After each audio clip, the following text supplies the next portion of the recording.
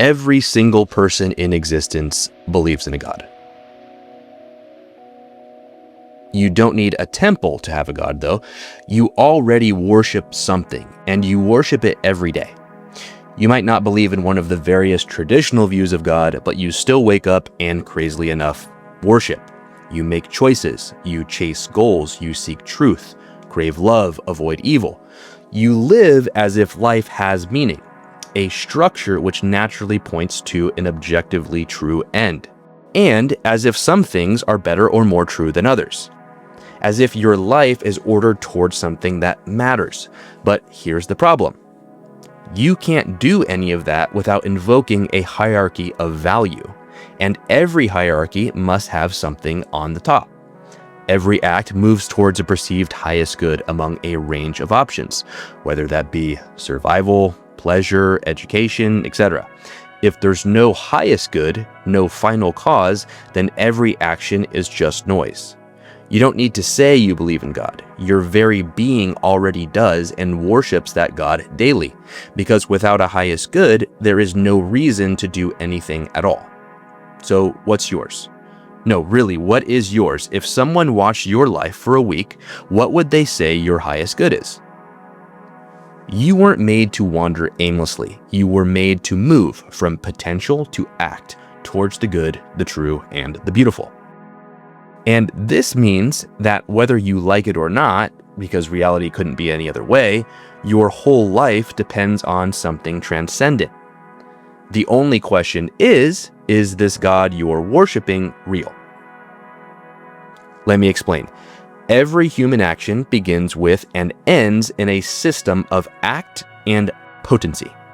Every act we do begins as a state of potency or potential, a kind of metaphysical incompleteness. We feel a lack, maybe hunger, restlessness, longing, even curiosity, and these things aren't just emotional moods. They reveal that you are, but not yet, what you could be. Potency refers to the capacity for being that has not yet been actualized, and unless something draws you out of that state, you remain static, unmoved, unfulfilled. To act is to move from this state of potential to an act which attempts to fulfill, from what could be to what is.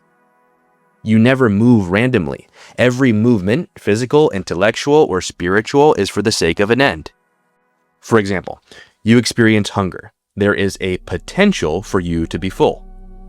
However, unless within your own system, either consciously or subconsciously, you view the concept of survival as a transcendental good, you cannot move to fulfill this act of being. Or better yet, what if you don't view survival as a transcendental good? What if you view the absence of hunger pangs as a good? This metaphysically presupposes that lack of suffering is true and good in itself, and it should be aimed towards. To break it down further, Thomas Aquinas, a medieval metaphysician deeply influenced by the philosophy of Aristotle, writes that every agent acts for an end. This isn't just a moral idea, it's a metaphysical law.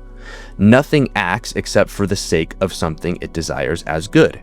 From the most basic impulse to the most elaborate plan, action is always ordered towards a final cause, an aim that gives it intelligibility. Even trivial choices, what to eat, what to say, when to sleep, are governed by the attraction of a perceived good. You don't get in a car unless you have somewhere to go. You don't speak unless there's something worth saying. Action requires direction, but direction necessitates something worth being directed towards. And that direction implies a hierarchy of value, because in the end, some options are better than others, but that good you pursue has to be above where you currently are. But if it's above where you currently are, and it's not always being immediately perceived by your senses, for example, that juicy steak you plan to cook up later is not immediately before you, but something rather which could be worked towards achieving, this good is intrinsically immaterial and transcendental. It's not dependent on the senses. A lower or equal good can't elevate you. You need something higher to move towards, or else you stagnate. Aquinas puts it plainly: the end is the first principle in practical matters. That is, no action begins unless the intellect first judges something to be desirable. And once judged, the will follows. You reach, you move, you act. Just as a plant inclines toward the sun, drawn by what it lacks but needs to become itself, so too your will is drawn toward what your intellect perceives as good. The plant doesn't produce the sun. It reaches beyond itself, towards something that transcends it. That something sustains it and completes its nature. Its need for the sun's light and the realization that its own flourishing as a plant is something worthy of being achieved. So too with the human soul. And here's the crucial point. Only a transcendent good can fulfill a being whose desire is infinite. Aquinas says it is impossible for man's happiness to consist in any created good. Why? Because all created goods are finite. They have beginnings and ends. They can be exhausted, consumed, lost. But your longing isn't finite. It reoccurs, it returns, and it deepens. For example, the desire for money can never ultimately fulfill because money is not an end, but a means.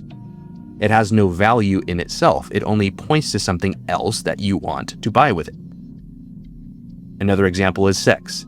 Sex in itself cannot fulfill either because nature informs us that its end is not self-contained pleasure, but procreation. But that raises a deeper question. If we assume procreation is good, why do we assume that? Why is the survival of the species good? Why is life worth perpetuating? What are we grounding these beliefs in? Utility? Sentiment? Social conditioning? None of these are final answers. They all lean on deeper, unspoken assumptions. And here's the dilemma. Every finite good collapses into circularity if it's treated as the ultimate. It's like trying to charge your phone by plugging it into itself. The appearance of energy is there, but no real power flows. You need a source beyond the circuit. You need a good that is not good for something else, but good in itself. That's the key. Every time something feels like it should have fulfilled me, but it didn't, it's because it wasn't this thing. You need an unconditioned source of being, something that's infinite, self-sufficient, and unchanging. That alone can ground all other goods and make your longings intelligible. So whether you acknowledge it or not, you already live as if something is your God, as if some ultimate good gives structure and direction to your life. The only real question is this: is it real enough, true enough, good enough to actually fulfill you? And in order to aim at what you believe fulfills you, you have to already believe in certain things, that there's something worth aiming at, that you're capable of reaching it, and that there's a right and a wrong way to go about it. That's religion in its most essential form. Forget the stained glass, forget the incense, forget the rituals for a moment. At its core, religion is a structure of being, a lived framework of knowing, valuing, and doing. It's the system that tells you what is true, what is good, and how to act in light of knowing those things. Even people who claim to reject religion still live within this structure. They might reject a particular organized religion, but they don't live without a guiding metaphysical framework, because they can't. Let's take science, often hailed as the triumph of secular reason. Even this is deeply religious. Why? Because science begins with values that science itself cannot prove. The scientist must first believe that knowledge is good, that uncovering the nature of reality is worth the effort. That's a value judgment. Then they have to believe that truth is actually knowable, that human reason can reliably grasp reality. This is a metaphysical assumption, not something proven in a lab. And finally, they have to believe that falsifying data or manipulating results is wrong. That's an ethical claim. You can't run a single experiment with all three of these principles in place prior to any experiment. This is because they're not scientific findings. They're preconditions for science even to begin. So ironically, the scientist who thinks they're acting in pure objectivity is still moving within a deeply religious posture. They just don't call it that. But this isn't unique to science. Every human being does this. Every action reveals a hierarchy of value. You don't scroll through your phone, go to work, or fall in love without first assuming that something is worth your time, your attention, and even your life. That assumption is never neutral. It's built on metaphysical commitments. It reveals what you believe reality is, what matters, and how you think you should move through the world. In that sense, even unbelief is religious, because even unbelief directs the self towards some ultimate concern. Even the person who says, "I don't believe in God," still lives as if something is sacred, whether it's personal freedom, pleasure, social justice, or the pursuit of knowledge. They still order their lives around a highest good. They still worship. The only question is, what? If it's not rooted in something greater than itself, something infinite, unchanging, and real, then the whole system wobbles. It collapses in on itself, because you can't build a transcendent life on a finite foundation. So whether you acknowledge it or not, your life already testifies to your personal religion. You believe, you aim, you act, you worship. Let's take a step back. Everything you do, every hunger you feel, every action you take is already a silent confession. The question is, confession to what?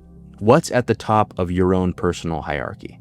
And can it actually hold the weight of your soul? So here's the unsettling part. If it's true that every human being lives religiously, if you already have a system of belief, value, and ethics, then the next question practically screams at you. What God are you worshiping? Because you are worshiping something.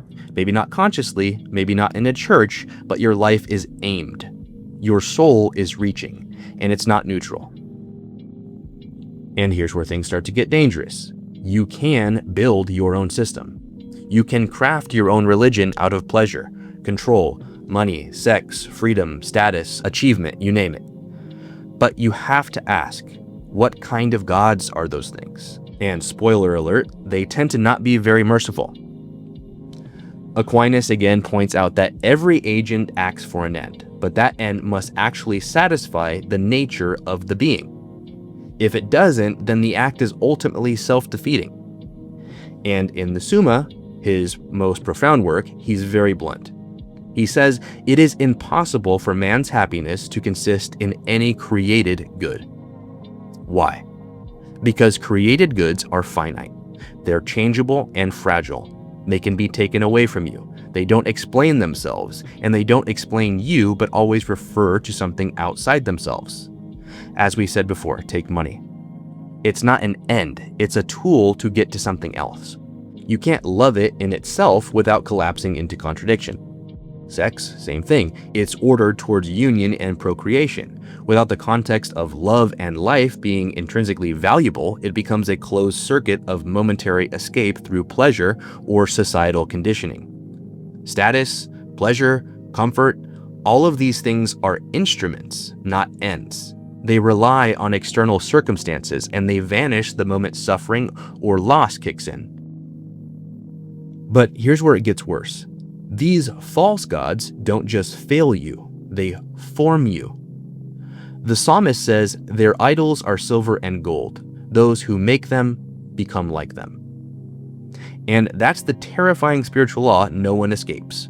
Worship is formative. As Augustine says, you become what you love, but nothing other than the infinite, eternal, and transcendent are worth becoming. Whatever holds your highest love is the thing that slowly remakes you in its image. Look around for a second. Addiction, anxiety, narcissism, why? Because what we worship is breaking us. So if you worship money, you could become cold, transactional, anxious. If you worship pleasure, you become impatient, hollow, and addicted. If you worship yourself, you become fragile and fragmented, constantly shifting your identity to keep up with your ego's demands. Aquinas would say that the will becomes disordered when it clings to finite goods as if they were final ends. It's not that pleasure or money are evil in themselves, it's that they can't bear the weight of being your God, and when we center our being around them, we always collapse. That's why false gods don't just disappoint you, they deform you. And in contrast, only the true God, uncreated, infinite, the very act of being itself, or ipsum esse subsistens, can order all your scattered desires into a harmony. Only the true God can integrate your mind, will, and heart into peace. Because only the true God is not part of your system. He is the system. So if you're tired, anxious, always chasing but never arriving, maybe it's not that you're lazy. Maybe it's that your God is too small. The good news though, the real one is already calling you, and he's the only one who doesn't need anything from you, but gives everything to you. People often think of worship as just singing, kneeling, lighting candles, external rituals, but worship goes far deeper than ritual. At its root, worship is the act of giving yourself over to what you believe is ultimate. Not just what you sing about on Sunday, it's what you orient your whole being around. Martin Luther once said, "You are what your heart clings to." That is worship. And I said before, whatever you worship forms you, because your soul doesn't just reflect your choices, it becomes them through your very psychology. Aquinas affirms this through his doctrine of the will. He says that your desire, when it's fixed on an object, doesn't just reach toward it, it conforms to it. For example, if I'm trying to move a piece of furniture through a closed door, does the furniture need to be changed, or do I need to open the door? Does the object I wish to receive change, or the aspect in which I receive it? Romans 8:29 tells us exactly what this looks like in the divine order. It says, the Spirit conforms us to the image of the Son, which means the inverse is also true. Whatever is not the Son, whatever is false, finite, and disordered, will still conform you, but also deform you in the process, as we are made in the ontological image of the Son. Worship shapes your mind by conforming your action to what you believe to be true. It shapes your will by directing what you long for. It shapes your body by dictating how you act, what you pursue, what you sacrifice for. And false worship always corrupts that formation. If your heart clings to pleasure, it will form you into an addict. If it clings to control, it will turn you into a manipulator. If it clings to self-image, you become anxious, shallow, and enslaved to your own performance. These aren't just moral problems, they are ontological degradations. You're becoming less human, because every act of worship is a movement of the self towards some image. And if that image is lower than your actual image, what you are to become, you become disfigured. But if it's higher, if it's divine, you're lifted and reshaped and restored. Imagine what your life would look like if all of your desires aligned perfectly with what actually made you whole. This is why true worship is the only thing that can reintegrate a fragmented soul. To worship the true God is to return back to the blueprint. The Spirit doesn't just inspire you, He conforms you. He reorders your being into the image of the Son, who is, in the words of St. Paul, the image of the invisible God. So if you want to become whole, you don't need more strategies, more things. You need to change what you're clinging to. You don't need more self-expression. You need a true image, worthy of forming you into who you were created to be, because what you worship is what you become. And what you become is either your healing or your ruin.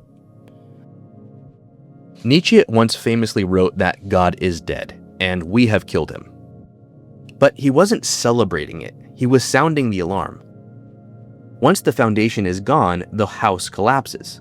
Once the infinite reference point of value, truth, and being is erased, everything below it begins to decay. And Dostoevsky saw the same thing coming in his book, The Brothers Karamazov. He writes, if God does not exist, everything is permissible. It's not a moral statement, it's an ontological one. Because without God, there's no longer any standard of being to participate in, no end, no nature, no real meaning to anything.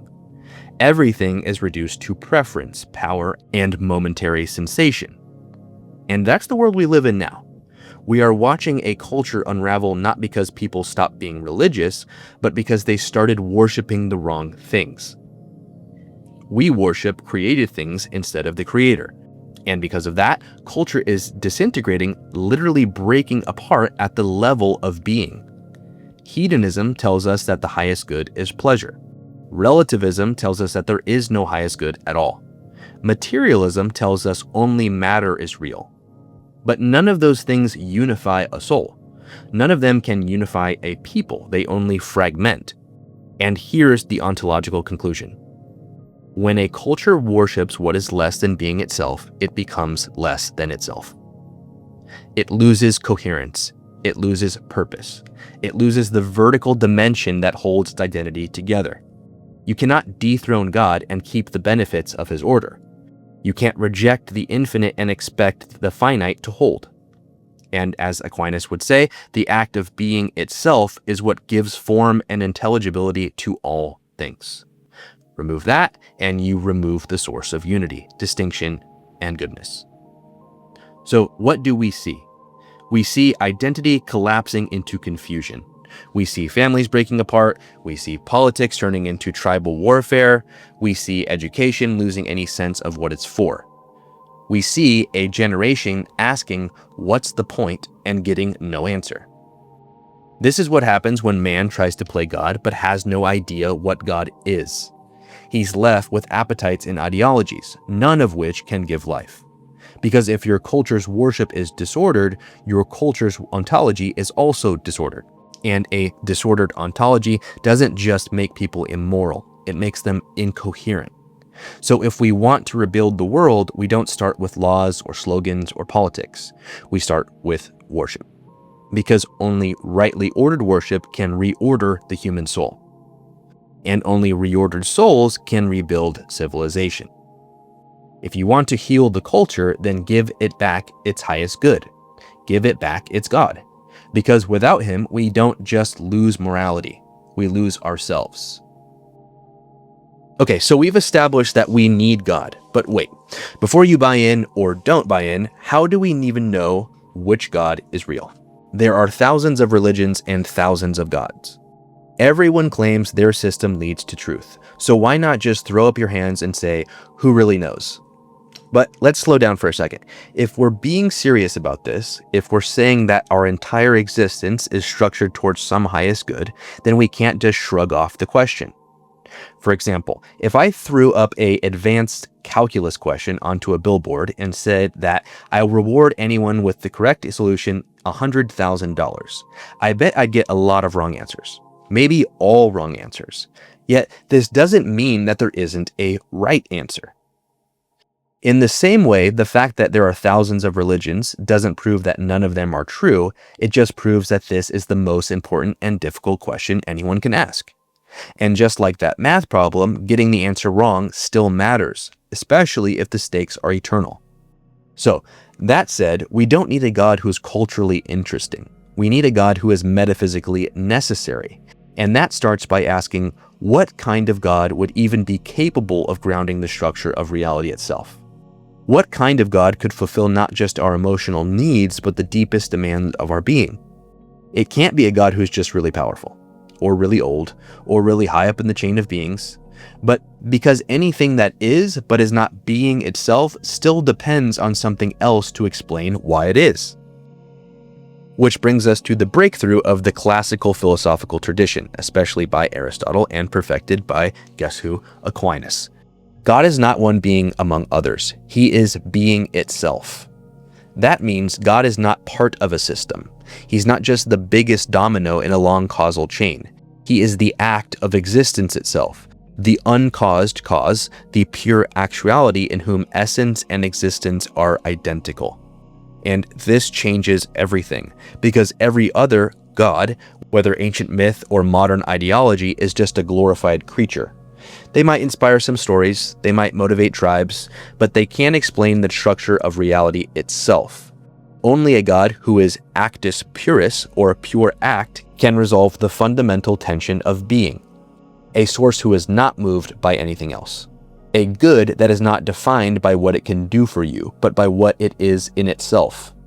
A truth that doesn't shift with opinion, but stands as the condition for truth itself. A love that doesn't run out because it is infinite and self-sufficient. This God is not a tribal deity or a psychological projection. He is the necessary reality behind all possible realities. Not a placeholder, but the very reason that anything exists at all. And if that's true, then we're not just invited to believe in him, we're already dependent on him. Every breath, every thought, every heartbeat is a participation in his being. The journey doesn't start by picking from a lineup of spiritual mascots. It starts by asking what kind of God must exist in order for anything to exist.